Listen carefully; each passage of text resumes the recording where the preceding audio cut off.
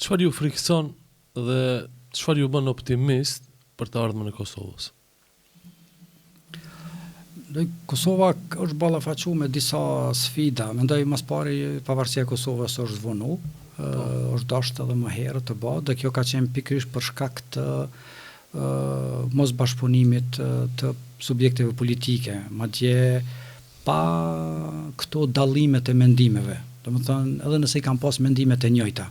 Nëse unë t'rregoj një rast, e kam sfidu në Kuvendin Komunal Prishtinës, ku kam qenë këshilltar komunal, kryetarin atëhershëm të komunës Prishtinës dhe të gjithë shefat e grupeve të partive politike, i sfidova dhe i thash, po ja fshi emrin e partisë time, konservatore, dhe partive të juaja, të cilat janë të djata, të majta, liberale, dhe po i përzimi programet.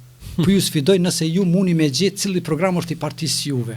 Dhe thasha, unë e gjetë programin e partisë time, ju s'keni mujt me gjetë, sepse të gjitha janë të njëjta, domos s'kan kurva dallime, por dallimet janë individuale, personale, të personaliteteve politike të cilat janë zhvilluar. Se domethënë një çështje e njëjtë ka qenë. Domethënë bile vetëm kohën e fundit kemi profilizim të partive politike, se të gjitha kanë qenë të njëjta, s'kan pas as profilizim partitë politike, dhe edhe pse kanë qenë gati se të njëjta, megjithatë për teke, për inate, për kryenetësi, është vënë edhe shpallja e pavarësisë Kosovës, edhe sot jemi shumë vonë, nuk jemi antar të NATO-s, nuk jemi antar, madje s'kemi nënshkruar marrëveshje për me kalu pragun të cili nevojitet për me qenë antar të Bashkimit Evropian, edhe më larg me qenë si një shtet antar i Kombeve të Bashkuara me një ulse, sikur çdo shtet tjetër në botë.